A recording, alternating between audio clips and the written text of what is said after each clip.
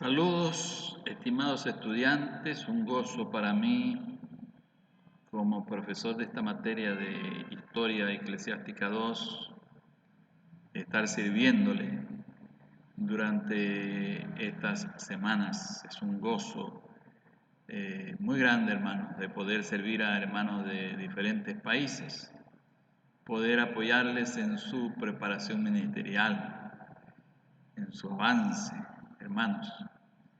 Por eso les estoy ofreciendo toda la ayuda posible.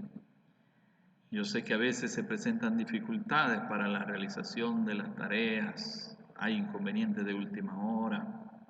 Siempre como profesor me gusta ser un tanto flexible en cuanto a los periodos de tiempo para la presentación de las tareas. Cuando hay situaciones de fuerza mayor,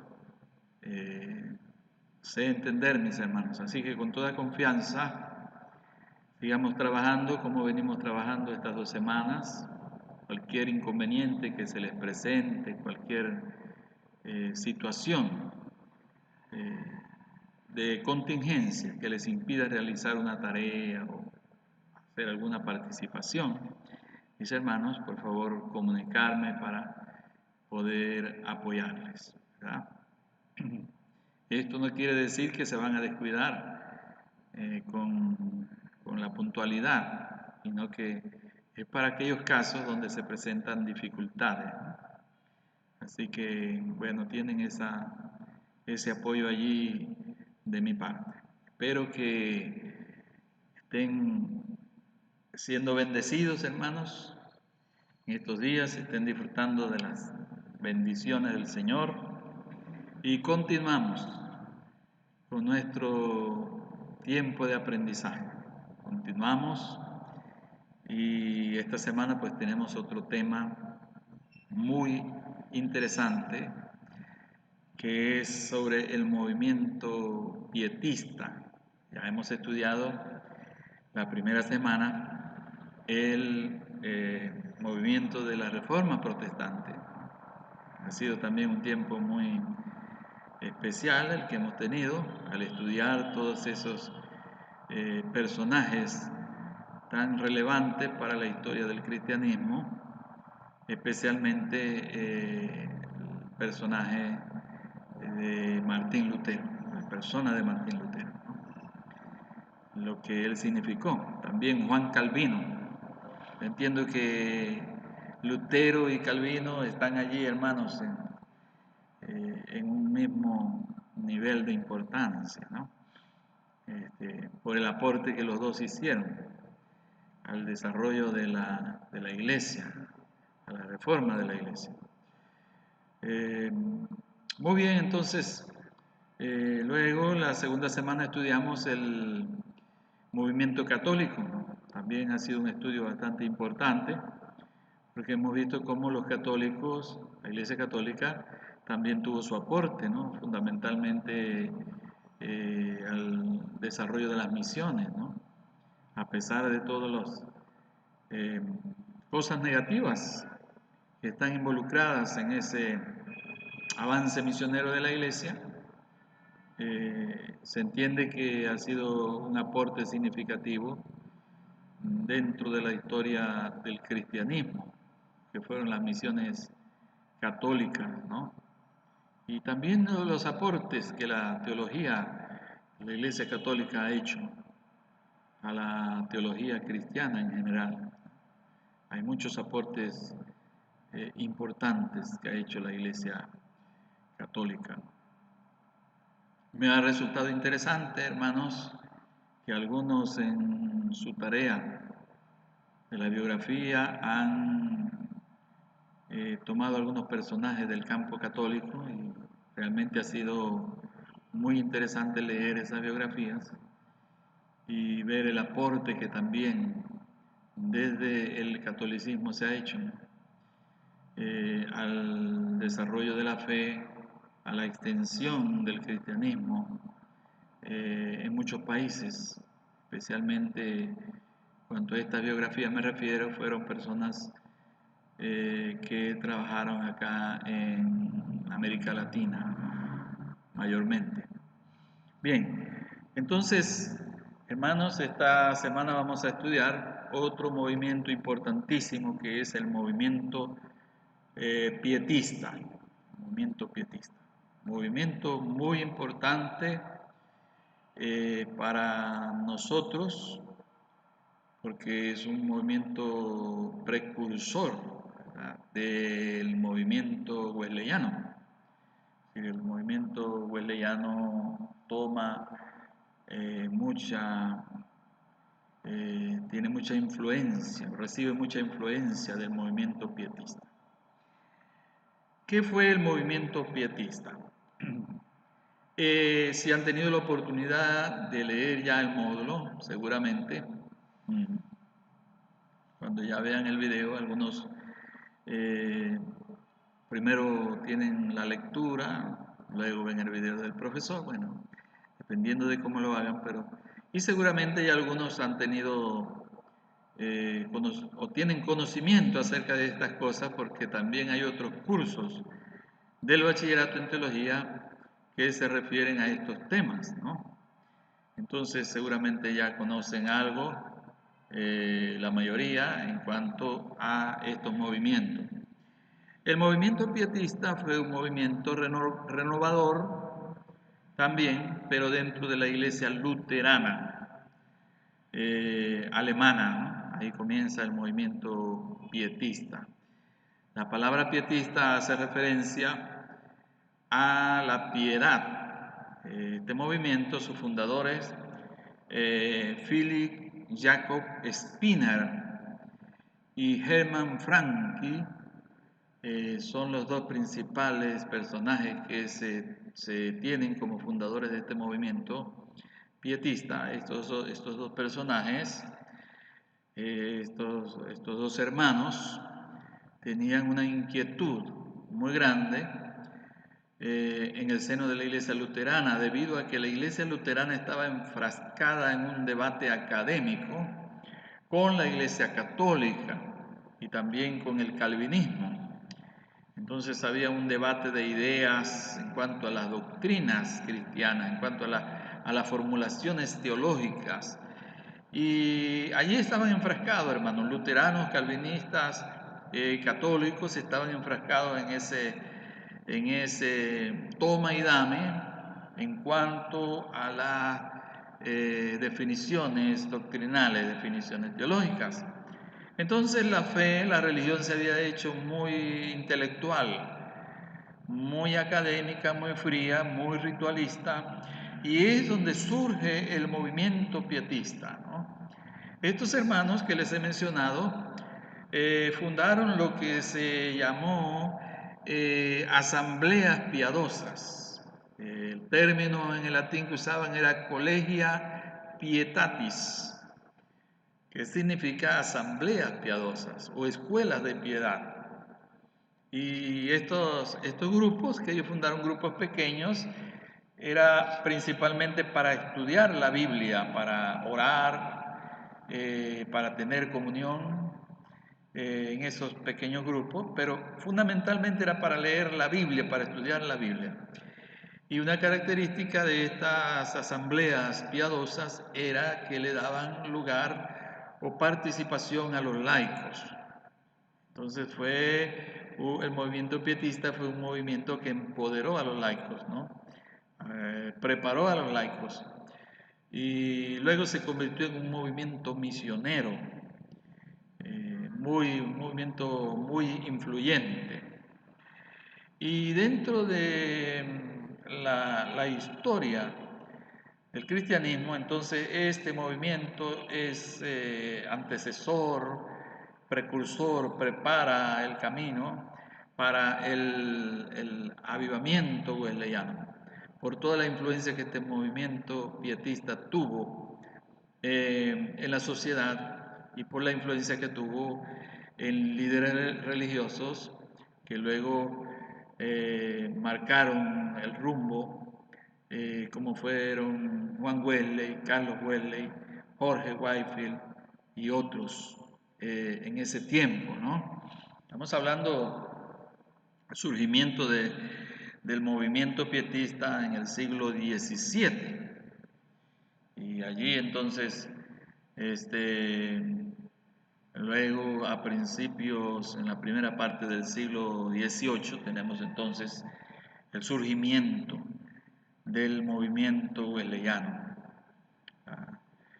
el comienzo del gran avivamiento wesleyano. Muy bien. Entonces esto más o menos para saber de qué hablamos cuando hablamos del movimiento pietista, pero ya ustedes van a tener la oportunidad a través de la lectura del módulo y de los materiales, de los recursos de esta semana, de profundizar en cuanto a este movimiento, ¿no?, pietista. Luego, hermano, aparece lo que se conoce como los moravos, movimiento moravo, ¿verdad?, que podríamos decir es como una segunda fase del movimiento pietista, porque hubo un grupo de hermanos del movimiento pietista que vivía en una región llamada Moravia. Este es lo que es la República Checa, Bohemia, toda esa parte allá en Europa. Estaba siendo perseguida, ¿no? La fe luterana, el luteranismo estaba siendo perseguido. Entonces estos hermanos de Moravia, llamados luego los moravos, ellos huyeron de su región de origen y vinieron a parar en un lugar, en una hacienda de un hombre llamado el conde Zinzendorf, conde Nicolás Zinzendorf, ¿verdad? Él les dio cobijo, les dio hospedaje, lugar en su hacienda, y allí ellos comenzaron, los hermanos moravos comenzaron a trabajar también en base a sus creencias, a sus prácticas como pietistas. Eran personas muy consagradas porque el pietismo hacía énfasis en la experiencia con Dios de la persona, ¿no?, la experiencia individual, la religión del corazón, que se llamó luego la religión del corazón, de lo que precisamente hablaba Juan Wesley, ¿no? Y entonces los hermanos moravos, comandados ahora por este hombre llamado Zinzendorf, ¿verdad?, ellos también tuvieron una gran influencia en aquel tiempo en cuanto a su práctica cristiana. Y ellos posteriormente se convirtieron en un movimiento misionero, uno de los grandes movimientos misioneros en la historia de la iglesia cristiana, que enviaron misioneros a distintas partes del mundo, incluyendo a las colonias americanas, ¿no?, lo que hoy se conoce como los Estados Unidos de América. Y es allí, hermanos, donde viniendo, habiendo sido enviado Juan Wesley desde allá, desde Inglaterra para la colonia de Georgia en América, él tiene esa experiencia con los moravos, ¿no?, que ya más adelantito vamos a hablar acerca de eso. Por eso es que estos hermanos moravos tuvieron una gran influencia también en la vida de Juan Wesley.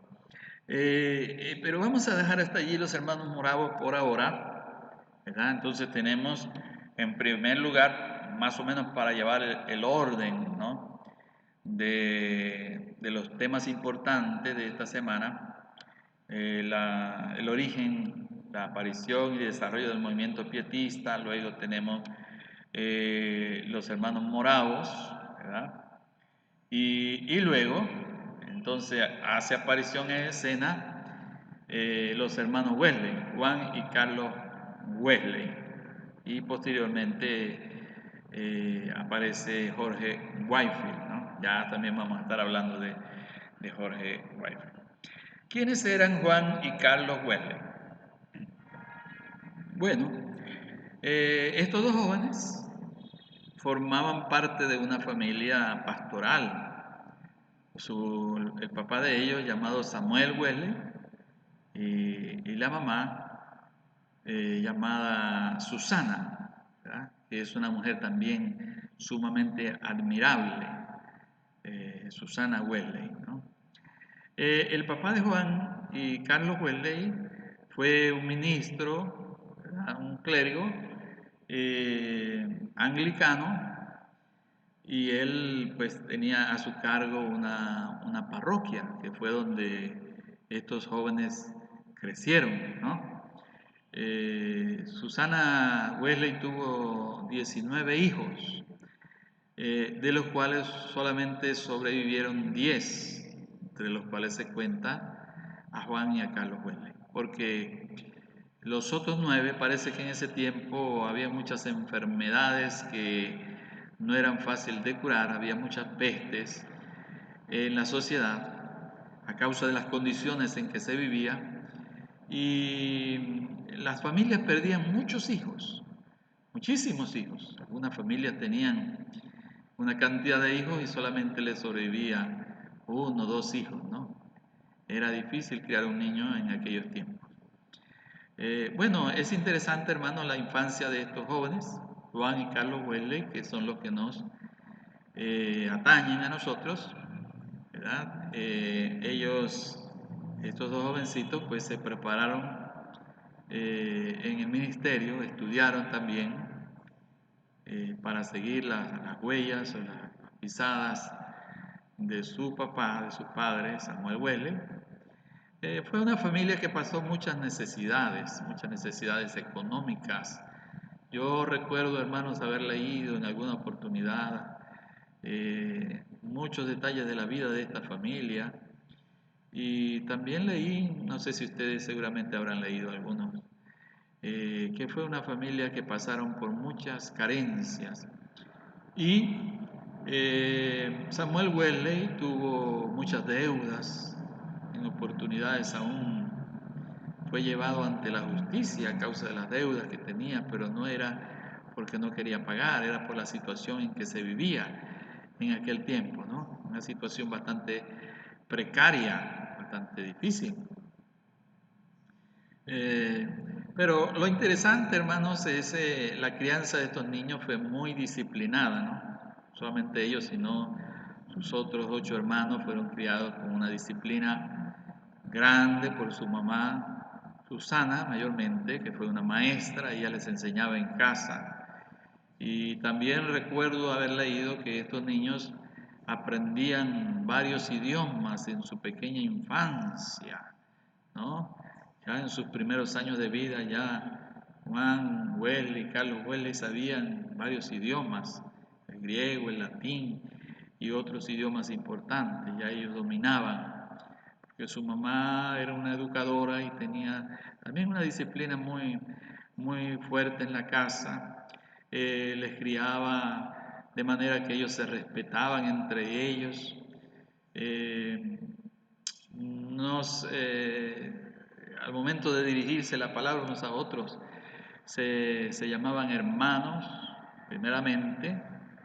Es decir, si Juan iba a llamar a su hermano Carlos, decía hermano Carlos.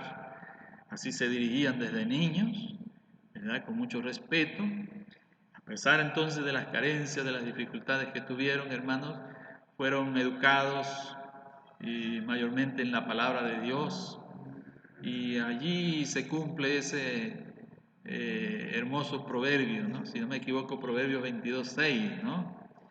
Instruye al niño en su camino y aun cuando fuere viejo no se apartará de él.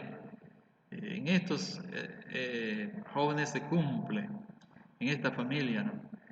Esa enseñanza temprana de la fe, de los principios bíblicos. Mire lo que produjo hombres de valor, de gran importancia para la iglesia, ¿no? Y es un ejemplo y un ánimo para nosotros, hermanos, ya, ¿no? Todavía los que están creando hijos pequeños, cuán importante es la educación cristiana en el hogar, ¿no? No descansar solamente en la escuela dominical o en la educación que le da la iglesia, sino que el hogar bíblicamente es el lugar primigenio, el lugar más importante donde se ha de brindar la educación bíblica a los niños, ¿verdad? Es muy importante. Entonces, estos jóvenes, ¿verdad? Cuando ya crecieron, fueron a estudiar a la universidad y Carlos Wesley, que después llegó a convertirse en el gran himnólogo, compositor de himnos del movimiento wesleyano, compuso miles de himnos y que tenemos algunos de sus himnos importantes en la himnología, ¿verdad? No solamente de la iglesia wesleyana, sino de algunas otras confesiones. Carlos y Juan entonces fueron a la Universidad de Oxford y allí se estaban preparando, ¿verdad? Estudiando. Y Carlos fue el que fundó un grupo para orar, también para estudiar la Biblia con sus compañeros de estudio. Y este grupo se llegó a llamar el Club Santo, porque eran jóvenes que tenían una disciplina espiritual, ¿no? Ellos procuraban buscar la comunión con Dios a medida que iban estudiando allí en la universidad y Dios comenzó a bendecirles, ¿no? A este grupo que llegaron a llamar el Club Santo. Pero luego, por envidia, otros estudiantes les llamaron los metodistas, que tenían un método, ¿no? Método para sus ejercicios espirituales, para practicar sus disciplinas espirituales, su estudio de la Biblia, su comunión con Dios. Y este nombre o sobrenombre, ¿no? Apodo que les pusieron de los metodistas, luego llegó a quedar como el nombre de esa denominación, ¿verdad? Que comandó Juan Wesley y que luego se extendió desde Inglaterra por todo el mundo, los metodistas o el metodismo. Pero entonces, de allí, de la universidad de Oxford, ¿verdad? Estos jóvenes ya se graduaron, ya se incorporaron al ministerio y luego tenemos un episodio muy interesante, hermanos, donde Juan Wesley viene a la colonia de Georgia en América para ser misionero, ¿verdad? Acá en América, y viniendo desde allá, desde Inglaterra en el barco, viene un grupo de los moravos allí, de estos hermanos que eran muy consagrados, que eran muy dedicados a la oración, a las cosas de Dios, vienen allí en esa embarcación. Pero sucede que hay una tormenta y una terrible tormenta, estaban a punto de zozobrar. Pero Juan Wesley observa que estos hermanos moravos estaban completamente calmados y solamente se dedicaban a orar y a alabar a Dios y se les veía una profunda paz. Y eso causó un impacto grande en él, ¿no? Eso causó un gran impacto y también motivó para que él se examinara a sí mismo acerca de su experiencia cristiana, su experiencia de conversión. Y aunque venía de misionero y hizo el trabajo misionero por algún tiempo, este trabajo fue infructuoso, él llegó a la conclusión de que realmente no tenía una verdadera conversión, ¿no? Una experiencia personal de conversión. Entonces luego de algún tiempo regresa a Inglaterra y es donde sucede la conversión de Juan Wesley, ¿verdad? Primero fue la conversión de Carlos Wesley, ¿verdad? Se relata ahí en los libros, en los materiales, Y luego fue la conversión de Juan Wesley. Y esa conversión de Wesley, tengo la fecha por acá, 24 de mayo de 1738. Se conoce como, en esa fecha de la conversión de Juan Wesley, como el inicio del avivamiento wesleyano, ¿no? Lo que sucedió, hermano, fue que dice la historia que él pasó por una sociedad de los moravos, es decir, por una iglesia de los moravos, ¿no? Y allá en Londres. Entonces, allí alguien estaba leyendo el prefacio del comentario de Lutero al libro de los Romanos.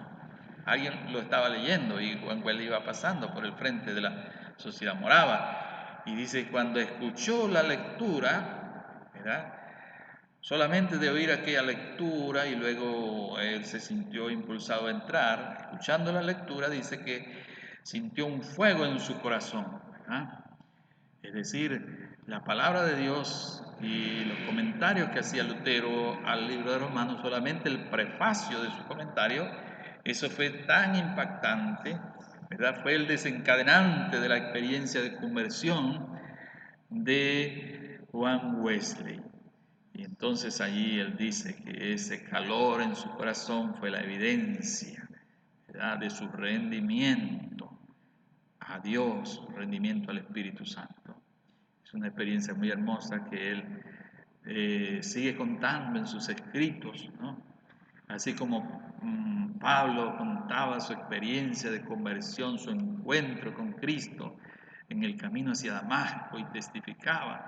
Así nuestro hermano Juan Wesley testifica de esa maravillosa experiencia que él tuvo con el Señor, que marcó un antes y después en su vida, ¿no? Pero es importante, mis hermanos, también recordar, y ustedes también lo van a estar leyendo en los recursos, el contexto donde se encontraban esos dos personajes, Juan y Carlos Wesley, ¿verdad?, y la iglesia en ese tiempo, el contexto social, religioso, político de Inglaterra en ese tiempo, ¿verdad?, que era una sociedad completamente apartada de Dios. Era en Londres, se dice que había un antro de perversión donde se consumía licor y se practicaban muchos vicios como la prostitución y otras cosas casi en cada esquina, ¿verdad?, de la ciudad. Habían en ese tiempo mucha pobreza, muchos niños de la calle, ¿verdad?, niños que los usaban para robar, para cometer actos inmorales. Y el alcoholismo era uno de los males más terribles en la sociedad en aquel tiempo, en el contexto en que surgió el movimiento wesleyano, ¿no? Entonces, se dice que el surgimiento del movimiento wesleyano, ¿verdad?, con el consecuente avivamiento que el movimiento originó en su tiempo, fue lo que salvó a Inglaterra de la destrucción, a la sociedad inglesa, de la destrucción, porque era una sociedad con tantos males terribles que habían, ¿verdad?, que estaba destinada al fracaso, a la destrucción. Pero Dios usó, hermanos, su palabra, porque el avivamiento wesleyano fue un avivamiento que surgió de una vuelta a las Escrituras, la palabra de Dios, que era lo que predicaba Juan Wesley, era lo que Carlos Wesley anunciaba a través de sus signos, fue lo que comenzaron ellos a predicar, ¿verdad? Una vuelta a la palabra de Dios, a los principios bíblicos y a esa experiencia de comunión profunda con el Señor, ¿verdad? Y buscar esa experiencia de una entrega total, completa al Señor, de rendimiento al Señor, para que el Espíritu Santo pudiera transformar completamente la vida, que fue lo que luego Juan Wesley llamó la entera santificación, ¿verdad?, por la fe, la entera santificación. Bien, siendo estos hombres parte de la iglesia anglicana, ¿verdad? En ese tiempo, tuvieron ciertos problemas, ¿no? Con sus nuevas ideas, con sus nuevas prácticas, y finalmente sabemos que se les prohibió predicar, ¿no? Dentro de ya las iglesias establecidas, los templos anglicanos. Ah, también un compañero que luego se incorporó con ellos, Jorge Whitefield, calvinista, también fue expulsado, fue prohibido predicar, pero estos hombres se dejaron usar por el Señor y finalmente fueron los pioneros de la predicación al aire libre, ¿no? Porque cuando prohibieron a Wesley el púlpito en las iglesias anglicanas, él dijo, el mundo es mi parroquia. Con eso quería significar, ¿verdad?, que no le estaba, perdón, prohibido predicarle al mundo, ¿no? Que se le cerraran las puertas de las iglesias o de los templos.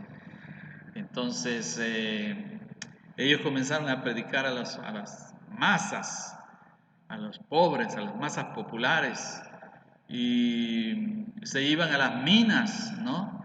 Donde cuando salían los trabajadores de las minas, todos sucios, allí ellos comenzaron a predicar al aire libre, ¿no? Este trabajo primero lo realizó Jorge Whitefield, que era un hermano calvinista, ¿verdad? Y Wesley era arminiano. Entonces tenían diferencias teológicas, pero llegaron a ser muy buenos amigos, nunca se pelearon por cuestiones doctrinales, no rivalizaron por cuestiones religiosas, por nada de eso, sino que a pesar de ser de diferentes corrientes teológicas, diferentes eh, confesiones, vamos a decir así, ellos siempre tuvieron acuerdo para el servicio al Señor, y esto también nos da un ejemplo, hermanos, en el día de hoy a nosotros, de cómo nosotros debemos ver a los otros hermanos que son de otras denominaciones, de otras confesiones religiosas, ¿verdad? Tenemos que verlos con respeto, consideración, y en lo que podamos unirnos para poder servirle al Señor unidos, porque la unión, ¿verdad?, tiene un gran poder, una gran fuerza cuando nos unimos como hijos de Dios para trabajar. Entonces no debemos tener, hermanos, ese tipo de sectarismo, ¿no?, que hay a veces en algunos líderes que les impide confraternizar, que les impide tener comunión con hermanos de otras denominaciones, ¿no? Ese es un ejemplo muy importante el que ellos nos dejan, estos hermanos. Como sabemos, hermanos, Juan Wesley pues tuvo una vida de gran trascendencia, de gran importancia. Hay muchas cosas que pudiéramos decir de él, de esta figura tan importante que ustedes van a estudiar esta semana. Era un hombre que siempre andaba a caballo, ¿verdad? Un autor dice que él echó su pierna sobre un caballo y se dedicó a recorrer el mundo, a ganar al mundo para Cristo, ¿verdad? Van Wesley también es conocido como el hombre de un solo libro, ¿verdad?, porque propugnaba esto, ¿no?, de ser el hombre de un solo libro, ¿no? Y es un hombre pues que nos deja muchos ejemplos a nosotros, hermanos. Es un ejemplo admirable de servicio al Señor, de consagración. No es que nosotros lo veneramos a Juan Wesley, sino que lo vemos con admiración, y yo sé que ustedes van a aprender mucho esta semana de esta figura tan importante de la historia de la iglesia cristiana. Así que bueno, hermanos, hay muchas cosas que quizás pudiera compartirles más, ¿no? Pero es solamente una introducción al estudio de esta semana. Yo les deseo el éxito en todo lo que están haciendo en cuanto al aprendizaje, que esta semana, hermanos, también el Señor pueda bendecirles, pueda edificarles. Procuren, hermanos, estar orando siempre unos por otros para que el estudio también les esté bendiciendo a todos, ¿no? El Señor les esté edificando a través del aprendizaje. Que Dios les bendiga, mis amados hermanos, que tengan una semana de muy buen aprendizaje. Muchas gracias.